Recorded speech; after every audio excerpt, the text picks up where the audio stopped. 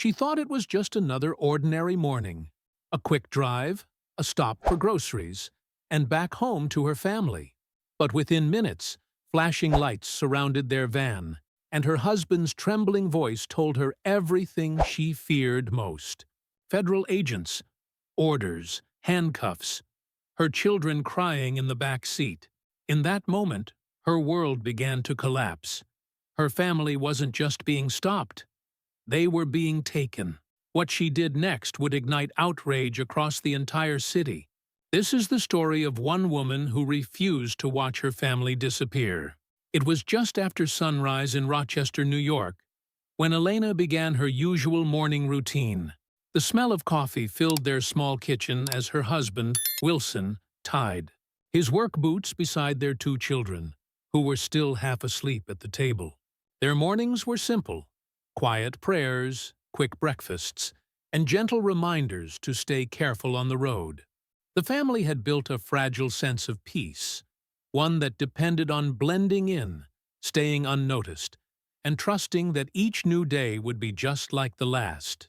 Wilson worked long hours in construction. His father helped with maintenance jobs around town, and his younger brother delivered packages. They all carried the same secret. None of them had legal papers, but Elena tried to push those thoughts away every morning as she packed their lunches. "You'll be fine," she whispered, more to herself than to them. Outside, the van's engine coughed to life.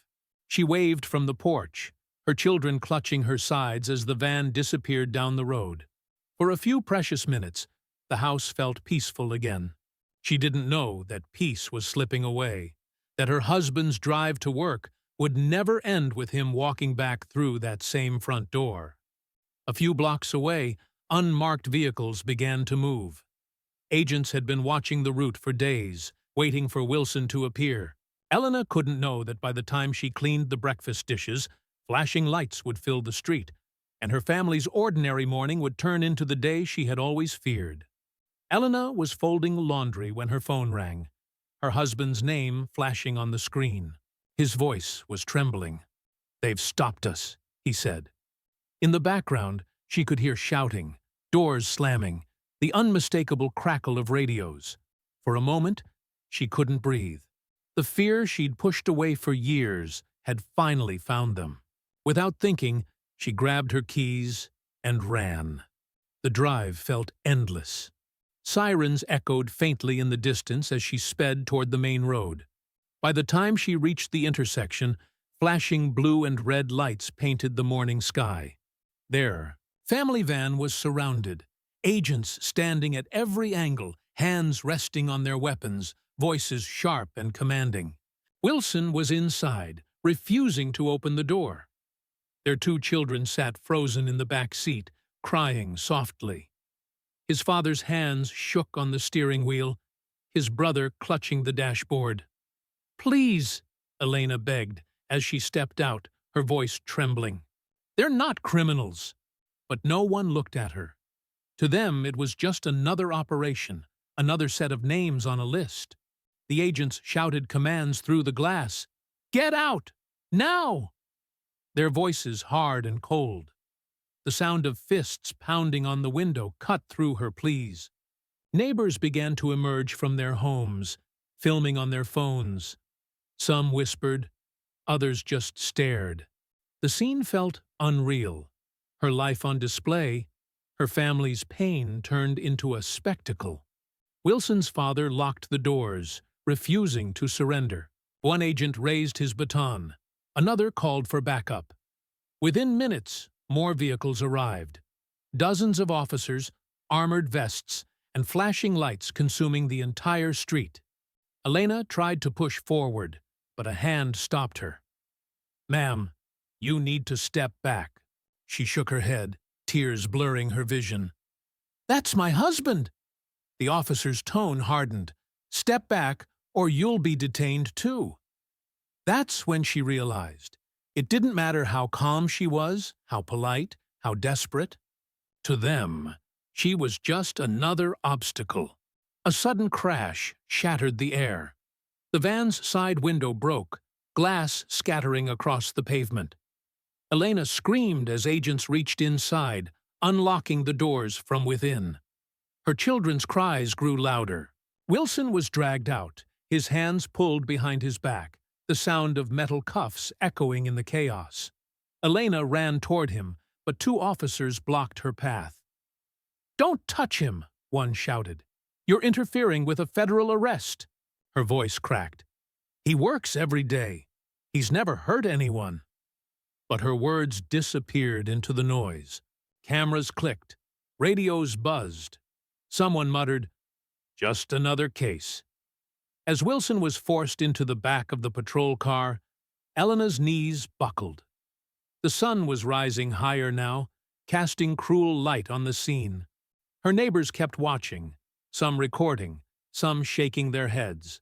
One of the agents looked at her for a brief second, then turned away, as if she were invisible. Elena's hands clenched into fists. Fear gave way to something else, something stronger. She wasn't going to let this end here. What started as panic was now becoming resolve. The city might have turned its back, but she would make them see what they had done. This wasn't over. Elena's heart pounded as she stood in the middle of the street, surrounded by flashing lights and shouting voices. Her husband was already in handcuffs, her father-in-law pinned against the van, and her brother-in-law being pulled out next. Every time she tried to move closer, another officer stepped in her way. Her words were drowned out by the noise, the radios, the orders, the children's cries. One of the agents shouted for her to back away, but she didn't move. "You can't take them," she screamed, her voice cracking. "They've done nothing wrong." For a moment, time froze. The agents, the neighbors, even the children stopped moving. And then, as if her defiance broke some invisible line, one of the officers shoved her back. She stumbled, but refused to fall. "Don't touch me," she cried. But they already had. A female agent stepped forward, hand raised. "Ma'am, if you interfere again, we'll detain you too." The words cut through her like glass. She could see her husband's face through the window of the car, eyes full of panic and apology. He tried to speak, but the door slammed shut before a sound could escape. That final look, helpless, desperate, burned into her memory. Tears streamed down Elena's face as she reached out one last time. "Please, my children." But the agents didn't listen. Her father-in-law's head hit the edge of the door as they forced him in, and her youngest child screamed until her voice broke. Every ounce of control Elena had left shattered. She lunged forward, only to feel a rough hand grab her arm. "Ma'am, step back!" She yanked free, her voice trembling but loud enough for everyone to hear. "You're tearing families apart. You call this justice?" Silence followed. Cameras kept rolling. The agents looked away, pretending not to hear. But the damage was done. Her words had pierced through the noise. As the convoy of vehicles pulled away, taking her entire world with it, Elena stood frozen on the asphalt. Her reflection shimmered faintly in the glass of the van's shattered window. A mother left behind, watching everything she loved disappear. In that moment, she realized they hadn't just taken her family, they had taken her voice, and she was determined to get it back. The following day, Elena stood in front of her children's empty beds. Their blankets still carried the warmth from that morning, the last time their father tucked them in. The house felt hollow, echoing with silence and questions she couldn't answer. For the first time in years, she didn't know where her family was, or if they'd ever come home again. Word of the arrest spread quickly.